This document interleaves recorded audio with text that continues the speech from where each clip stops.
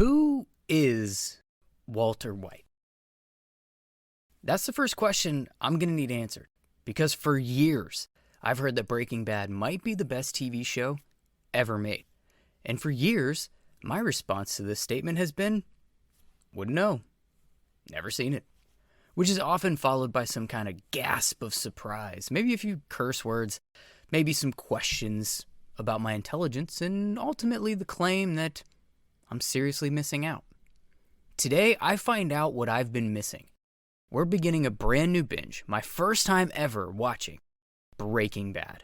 Hi, and welcome to Belated Binge. I'm Zach, your host, binging some of the most iconic shows in recent memory, like Breaking Bad, which ended the year I graduated college, and now, a decade later, I'm finally watching for the first time. I have no doubt I'm going to have plenty to say. I'm going to make predictions, have theories, hot takes, and they're all going to be wrong.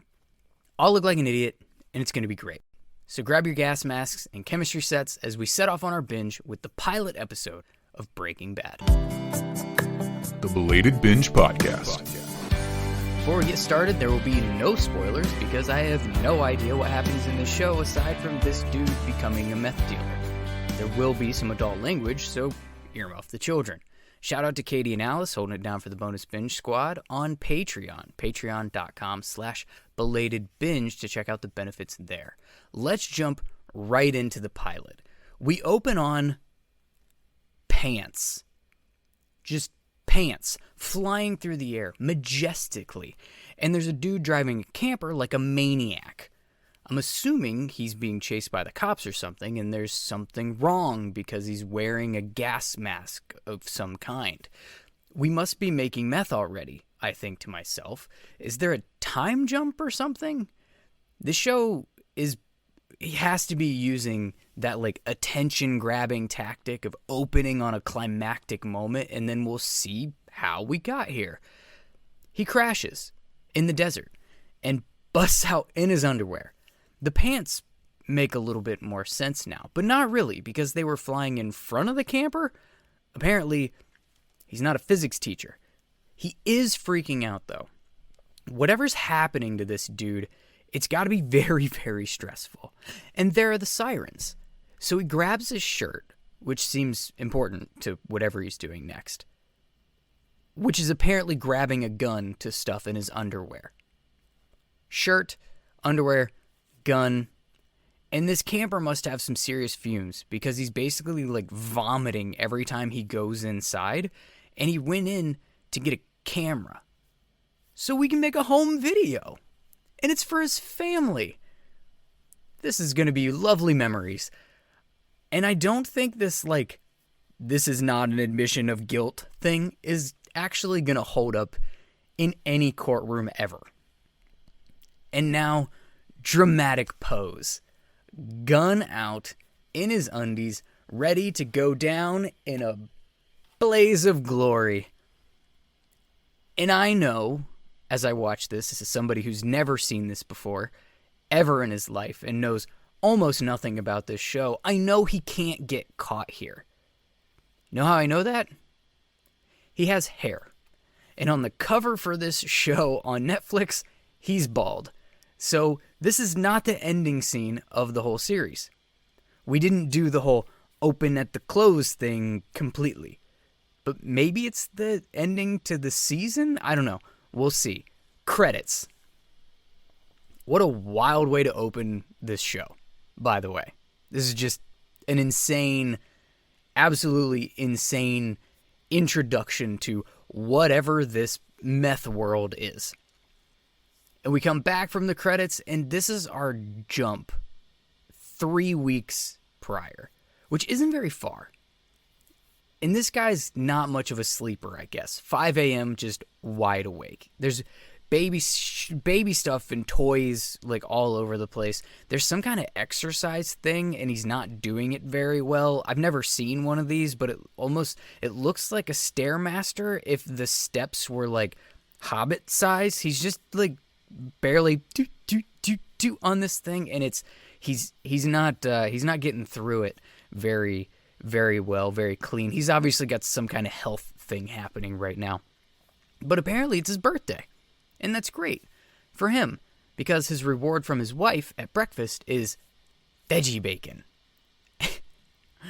Fantastic. And his wife's not happy with him working late, and it appears that maybe he's, well, lost his pants in the relationship long before he lost them in the opening scene of this episode. And his son has an attitude and some sort of disability, which I assume is going to become important to the story somehow. What's really important at this moment is that he doesn't want fake veggie bacon either. Nobody wants veggie bacon. No one. Vegetarians don't want veggie bacon. They want veggies and other veggie-made things. Bacon is just the thing, right? Like, as a red-blooded American who's not very red-blooded in the sense that, like, I'm not even that big of a bacon guy, but I don't want veggie bacon either. Now, turkey sausage? We can have a conversation about that, because that was surprisingly delicious when my wife had me eat that for the first time. Anyways, now we're at school, and this guy is a teacher, a chemistry teacher, and the meth thing is starting to make a little bit of sense. He's clearly excited about the subject, but he's not excited about the douchebag kids in the back trying to have a makeout session during his class. And this is tough to watch because it feels so fake, but so real at the same time. People complain about the quality of teachers and teaching in schools, but who would want to deal with this kind of shit in their classroom? No one. And clearly he has no power at home, he has no power at school, even from his position of authority, which is a joke. And on top of that, it doesn't pay enough, because we've gone from school to apparently working at a car wash, I guess. And that must be what his wife was talking about, working late. It wasn't the school holding him over. The school ends at, 3 o'clock. It's the car wash holding him over. And the owner guy comes in, and there seems to be some sort of back and forth about somebody quit and didn't show up, and now Walt isn't working the counter. He's got to go scrub the tires on some car, and it happens to be the douchebag kid's car that mommy and daddy clearly bought for him. And you can already see how this is lining up for this guy to become a meth dealer. His life is trash. Even his surprise birthday sucks. Oh, and his wife is pregnant, by the way, which explains the baby stuff. And now we're getting gun guy in the living room. Walter clearly isn't comfortable or happy about what's happening, and he's like walking in here, and very unfortunately his son is like mesmerized by this firearm because, sure, rub it in. He's just getting emasculated at every single turn of this episode, including the brother-in-law's speech. Clearly this guy's a douche, and he wants to make sure everyone sees him on TV. This is supposed to be Walter's surprise birthday party. This is a celebration of Walt. But this guy's making it about him and making sure that everybody sees this interview that he did, because apparently he's a DEA agent and he did some kind of drug bust, meth bust, and the segment was airing on TV, and he knew what time so that he could get everybody in front of the team to watch him in his moment of glory. And really, this is what's clearly planting the seed in Walter's head, because he's particularly interested in how much money someone makes if they're making meth. I wonder where this could be heading. So now everybody's gone. The party was essentially a disaster, right? It wasn't great. And now he's in bed with his wife. And we're doing birthday hand jobs, I guess. I guess that's a thing. And while this is happening, very distracting to me, I can't imagine the experience for Walt in this scenario. We're just planning the schedule for the weekend. And she's giving him a hard time about painting and not being hard at this time. I wonder why. And by the way, you're not getting laid tonight, birthday boy. This is what you're getting. Enjoy this dry rub. Spit on your hand or something at least. What is happening? And apparently her eBay stuff sold or something. This is a nightmare.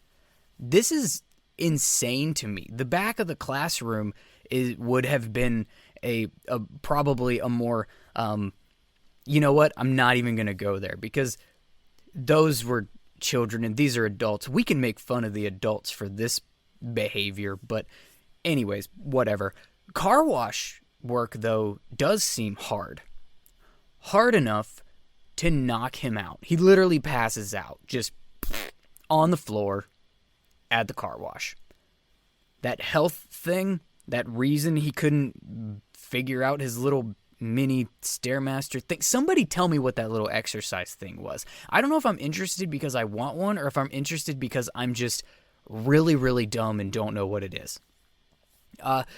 But Walt comes to and he's like in the ambulance and all of that, and he's really not stoked about being in the ambulance. He's coming up with a million excuses to get out of going to the hospital because, big surprise, the guy who's working at a high school as a teacher and having to supplement his income at a car wash doesn't have great insurance. I couldn't imagine that to be the case. It sure as hell is not going to pay for the $1 million workup that he's about to get because lung cancer. Inoperable lung cancer. They know that in just a handful of tests. He's only been there 5 minutes. Like, seriously, it's the same day. It's the same day in a short enough amount of time that in a minute he's going to go home and it's going to be like nothing changed or ever happened. It's going to be like he just got home from work or whatever. Like, is this really how it works? I imagine, and his wife wasn't there. They didn't contact anybody. The dude they found him passed out, unconscious at the scene, and nobody contacted emergency contact or anything. The worker, the owner of the car wash didn't call his wife because, hey, dude just like collapsed here. No, that didn't happen. What did happen is he's told he's going to die. And his biggest concern right now is the mustard on the doctor's shirt.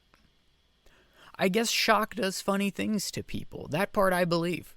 I don't really believe the whole wife not there thing. And wife is at home. And apparently they're behind on bills because she's worried about $15 that he spent at Staples on the wrong credit card. Yeah, sure, my day was fine, honey. He hasn't told her about the cancer. She doesn't know that he almost died at work. No clue. But this $15 on this credit card here this is very important stuff right now. His day was not fine, by the way. His day was really, really terrible. Just really, really awful. And I don't know how much time has passed at this point. I don't know if we're at the next day, if it's been a week. Like, I don't know. I've completely lost track of time in this episode, but we're back at the car wash, and the owner is a dick. And our boy Walt finally snaps. I've been watching this show for all of about 20 minutes at this point in the episode, and I can't believe it took him this long to snap. If this show was made in 2023, the owner of this car wash would be on his knees for Walter, begging him not to sue, given that he just collapsed on the clock and had to be taken away in an ambulance. Not how this went down, though. And now we kind of come to a screeching halt in the middle of the episode. We're like lighting a match, and clearly it's an emotional weight that's supposed to be hitting us about the whole cancer thing. And apparently they have a pool, or did have a pool, or whatever. I don't know. And he calls brother-in-law guy and says, I want to go on that ride along after all. Because if you remember at the party, the brother-in-law guy offered Walter a ride along, because that's a thing that cops apparently do, particularly in TV shows and movies, I think. And on this particular ride along that's happening whenever, because again, no concept of time at this point in this episode, it's a stakeout. We got some ball busting. We're not passing the 2023 smell test because we're actually gambling, literally betting on the ethnicity of the meth cook. Yeah, I can't make that up. That's a thing that actually happened. And SWAT is heading in, busting a meth lab. He has apparently done his homework, though, at this point. However long has passed, Walt has been studying meth because he corrects the professional DEA agents on what kind of gas you get if you make meth wrong. So either he's doing his homework or he's just such a prodigy and intelligent chemist that he just inherently knows that information off the top of his head without actually having to think about it in context of meth, which I can't believe for a second that is actually the case, because this is a specific meth problem, right? Anyways, maybe it's just plot that he knows the answer to this. But they busted the dude, and Hank, the brother-in-law, he apparently won the bet. Sure. And Walt wants to go in and see the lab. And that's kind of suspicious to everyone involved, including us, and very clear. This is telegraphed, isn't it? I mean, I went into this knowing, and if you listen to the trailer intro to this podcast, I went into this knowing virtually nothing. I know that this dude, I think I knew that he got sick or whatever as his catalyst for it, but this regular Joe Schmo became a meth dealer. That is what I know about this show. And it's not particularly subtle in this first episode that we're heading towards this regular Joe Schmo dude becoming a meth dealer. But what isn't telegraphed and what I wasn't expecting to see in this moment is a half-naked dude falling off a roof across the street and a naked woman throwing him his clothes out the window. Didn't see that one coming. And neither did Walt, but apparently he knows the guy that just fell off a roof and was fine, by the way. In case you were wondering, no concussion or anything. Don't even see scratches on his back from any of the potential festivities that were taking place. Anyways, we move past this moment as quickly as I possibly can before I make it just so vastly uncomfortable for all of us. And Walt, speaking of uncomfortable, went and found this dude afterwards. And they have this weird one-on-one. Walt is trying to make nice, and this kid is freaking out about it. He obviously doesn't want to fess up to what do you mean? I'm not a drug dealer, or I don't make meth. I don't know what you're talking about. His license plate literally says Captain Cook. Might as well put a giant billboard in the front yard. But you start to piece things together, and they kind of lay it out for us that this is an ex-student that Walt had in class, and that's how he found out where he lives, and the school still had his information, which doesn't actually make sense because this is the kid's house, and I don't know. He's an adult now. Is this his parents' house? Does he still live at home? Is that why the school still has his records? I have questions. Things aren't quite adding up to me. But this kid clearly didn't graduate last year. He's been out for a bit. But Walter has a plan. He wants to partner up with this kid because apparently this kid was a partner to the meth bust that just took place. Somehow Walter knew that and put it together because he was having sex with a woman nearby and fell off the roof at the same time that the raid was happening. That seems a little fuzzy to me, how quickly he went from, I know you were a partner in that meth thing and your partner was just arrested, so that means you need a new partner. I'm your new partner.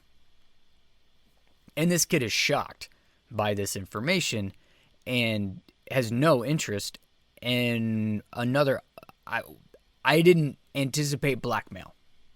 That's what Walt goes with. That's his plan.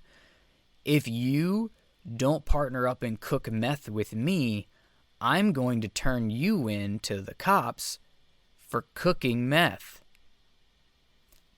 Didn't see that coming. So I could see him getting to the meth thing. I haven't been able to see anything else in this show that's happened. Maybe the biggest plot point and maybe moment I was supposed to have, I didn't have, but everything else, I am completely just kind of flabbergasted at almost every turn. But before we can get too far into this new partnership of sorts or forced collaboration, we've got to go back to the wife. And apparently she's shipping out the stuff that she sold on eBay. Remember during the dry rub scene that we had going on?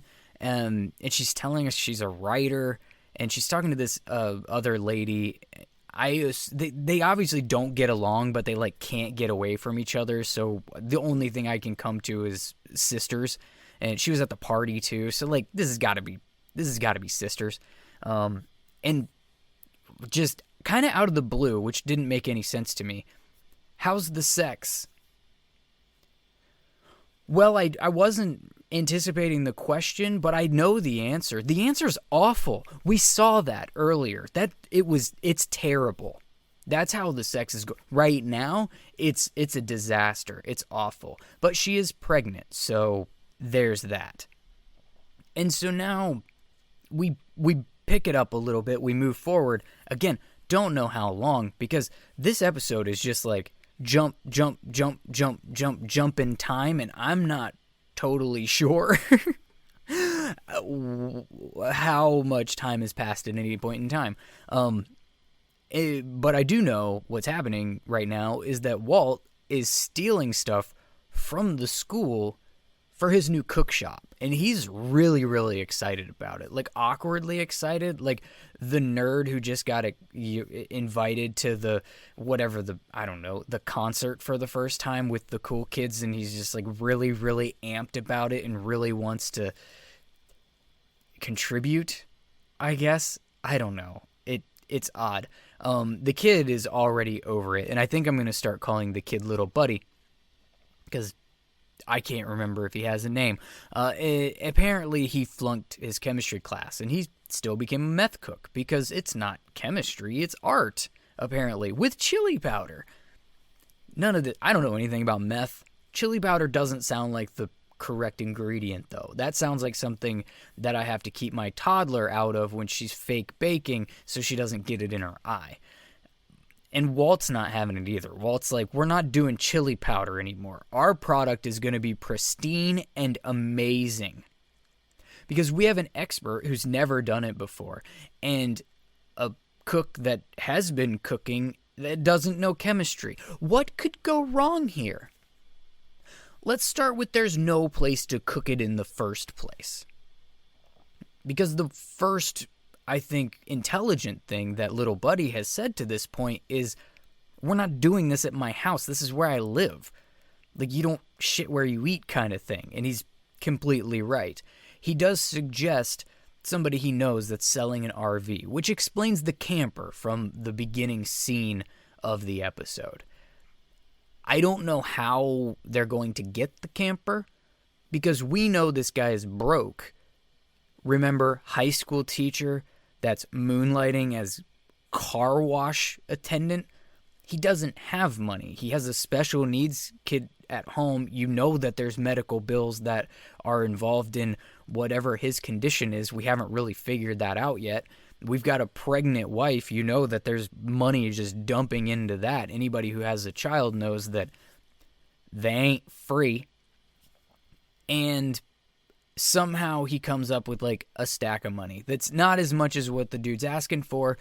And when Little Buddy points this out, I loved Walt's response, so I'm going to give you a quote. You're not going to get a ton of direct quotes on this like reaction podcast, by the way, because I think it's in general less interesting for you to hear me just quote the episode to you that we both just watched. You heard the lines, right?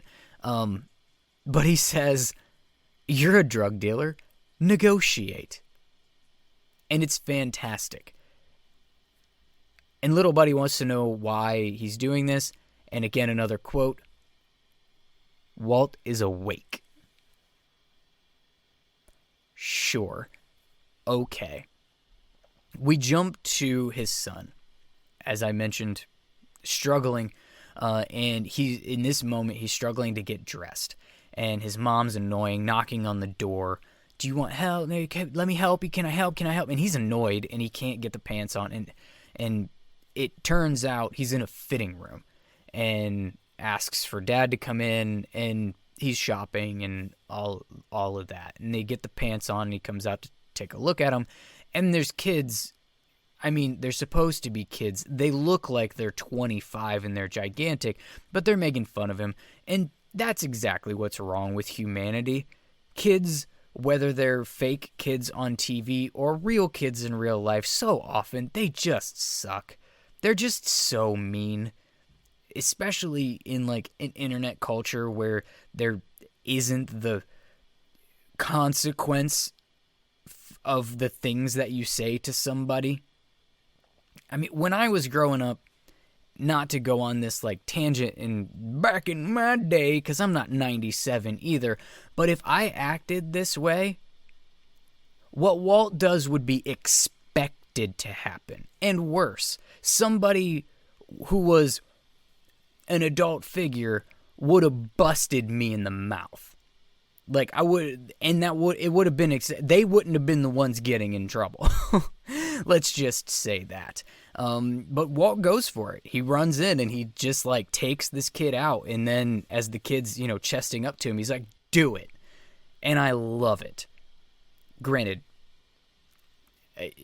in today's day and age, it doesn't go this way because that kid ends up getting Walt arrested and claiming victim and all of that. But I love it.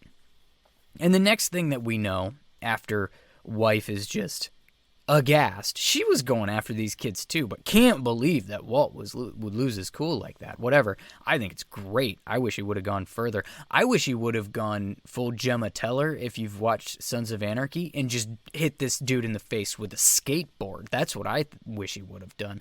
But the next thing we know, apparently they've bought the RV.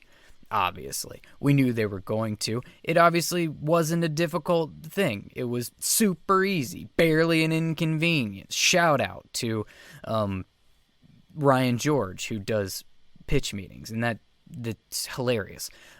Anyways, they are out in the desert, and the only thing nearby is, as Little Buddy calls it, a cow house, where cows live. We're going to cook in the desert by the cow house. And Walt starts getting naked.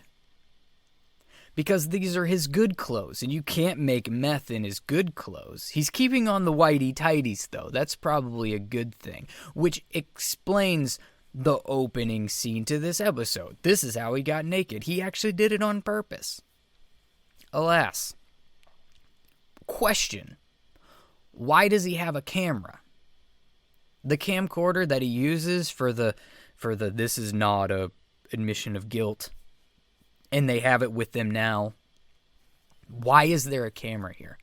If you're cooking meth, I don't think you want anything around that can record the crime that's being committed, particularly when you're a regular Joe Schmo who has a 9-to-5 like teaching children. You probably don't want anything that might be able to tie your identity to what's taking place right now. Just to guess, what's taking place right now, though, is a montage. A meth montage, if you will. I'm guessing we're going to have a lot of these in this show. And at the end of said montage, our excitement from Little Buddy is expressed through, this is pure glass. This is art. You're the Iron Chef. And these are terms I assume mean something more than what I interpret them as. Pure glass makes sense to me. Not knowing anything about meth at all, but seeing the way that it's portrayed, at least on the screen, there's clearly a purity of the product that is displayed through how transparent it is. So pure glass as a term makes some sense. Maybe I should start Googling things while doing this, but if I did that, then I'd probably end up on some kind of watch list, because this is a show about meth, after all. Walt is not real stoked about the idea of Little Buddy testing the product.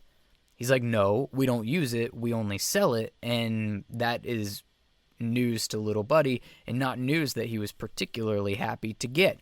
And I do like the way that Walt puts it. I guess I'm quoting more than I anticipated doing. I'm gonna try not to do too much of that, but I think it lends something to the scene.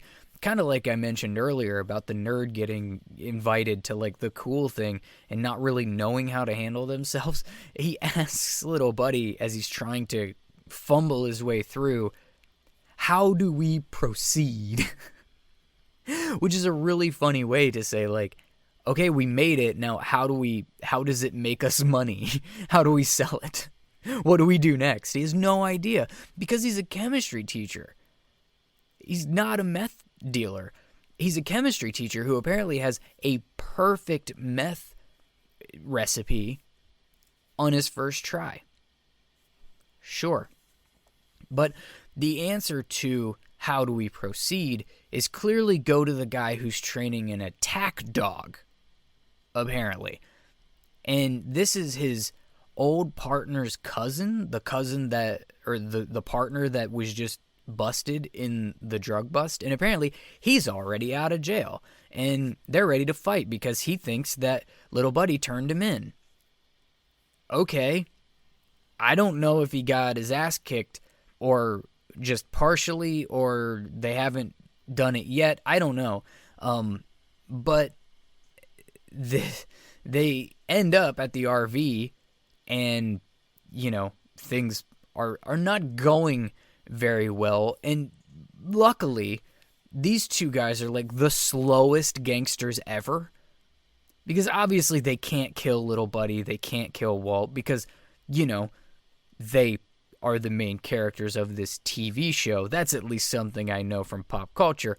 So we knew that they weren't gonna die here, but, like, I don't understand why all of this is kind of terrible. And something gets tossed. I can't remember what it was, but the dry grass is going to start catching on fire. And Walter is going to have to drive the camper away from a blaze. That clearly seems to be where we're heading in this scene. What I didn't anticipate us doing is Walter going absolutely rogue.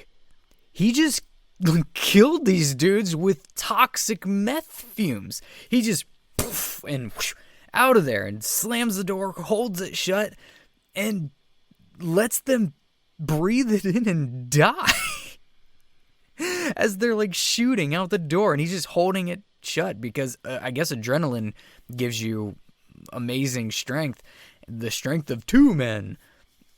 Okay, but whatever. And here's the fire. There we go. Chaos. It's all chaos. Everything is gone to chaos in complete, just, I have no other words but chaos. He does put the mask on Little Buddy, who's knocked out at this point. I kind of forgot to mention that.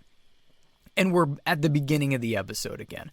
So what I've gathered is that they did use that, like, let's get you hooked with something very climactic and then kind of catch you up with how we got there.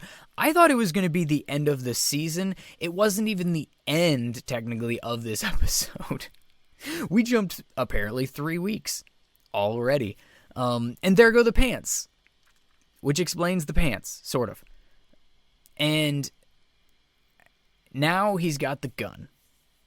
And like I said, we're at that opening scene where he's standing there, he's ready, he's, you know, attack position with the gun. He's in his underwear and he's ready to go down Wyatt Earp style. Except he doesn't have Wyatt Earp's fortitude because he's crying. And again, with the unexpected, I didn't anticipate him trying to kill himself, which he can't do, right? And the sirens that come, they're not cops. They're firefighters. You know, for the fire that he started back there in the desert. And he's like, oh, I obviously don't want to shoot the firefighters. And he's just standing there in his underwear, dumbfounded. And little buddy wakes up, wants to know what the heck happened. And there's this super long technical answer that basically translates to, I killed them. And vomit. Which makes sense. If you just killed people, you throw up. Now what? I guess you clean up the mess. And I thought that was the end of the episode. But it's not. The end of the episode is putting money in a dryer. For some reason. And then coming to bed. And his wife's laying there awake, just waiting on him. Just counting down the moments to give him shit. And it all kind of culminates to, I don't like it when you don't talk to me. And there's no scenario that I personally would want to talk to this woman at this point.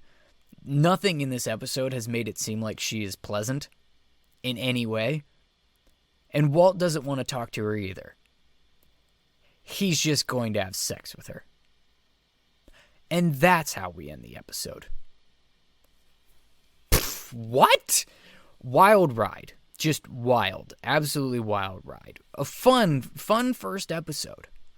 And before I think too hard about anything else, I have to hit obviously the way we ended and the notes of that this whole time.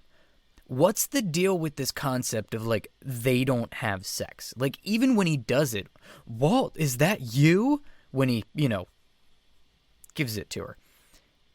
Like, she's pregnant.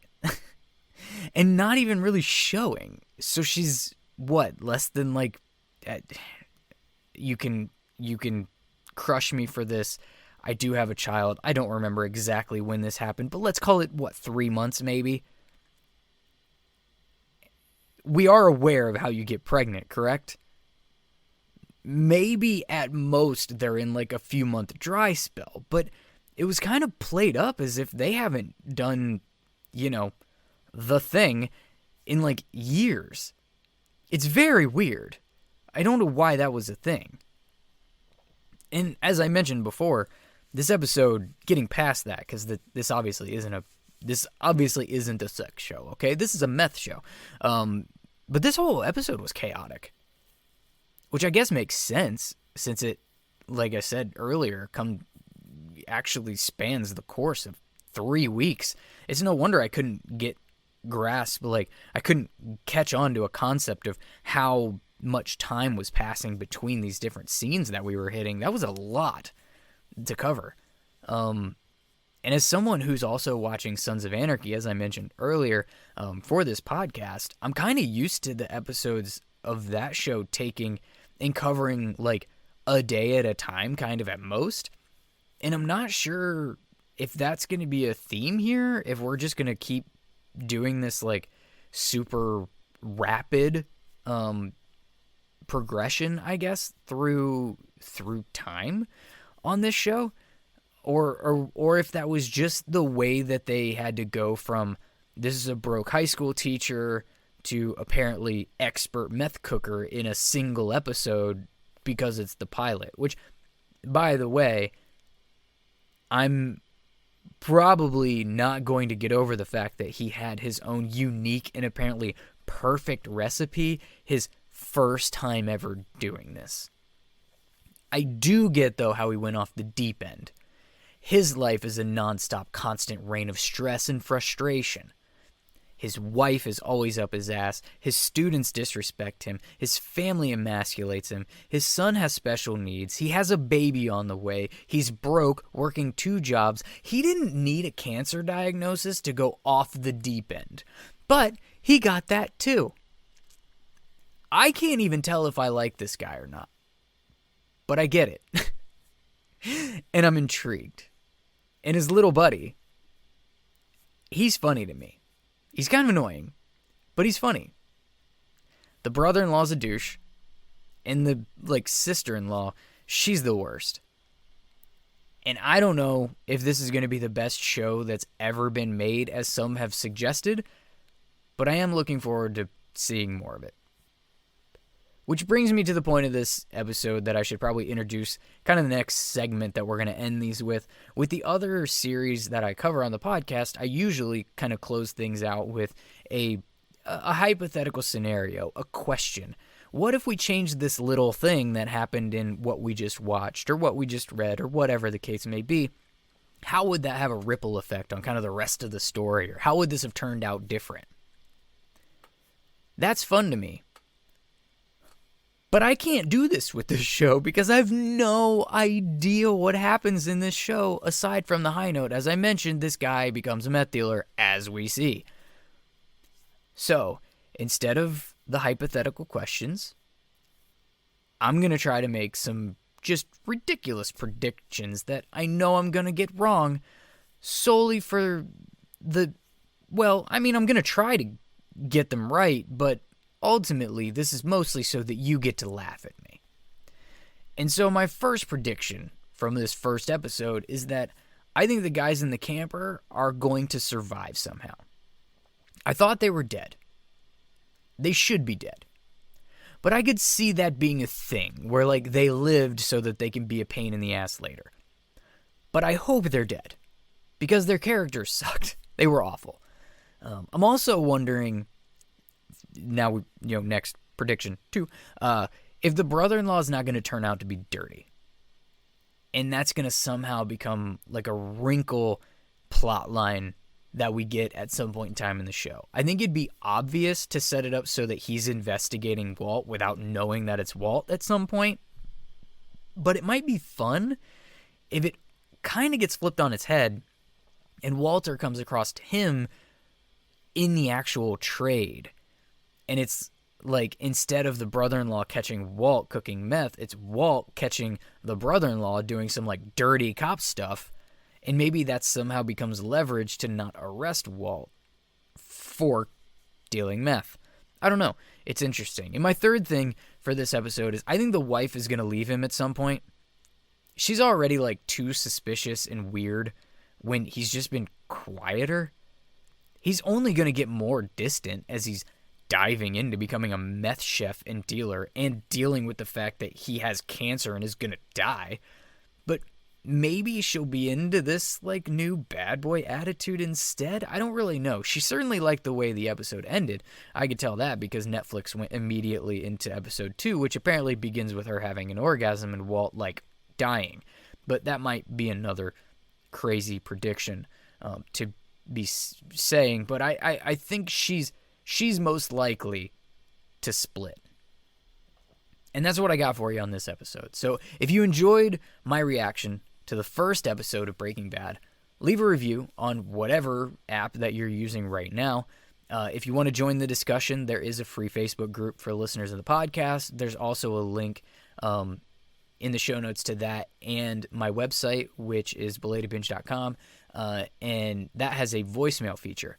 So if you want to, actually tell me verbally what you think of this or how dumb I am with my predictions, whatever, as long as it doesn't have spoilers in it or whatever, I would appreciate it if you didn't kind of ruin this whole experience for me. But feedback, and voicemails that I get, I will find a way to work into an episode of the podcast.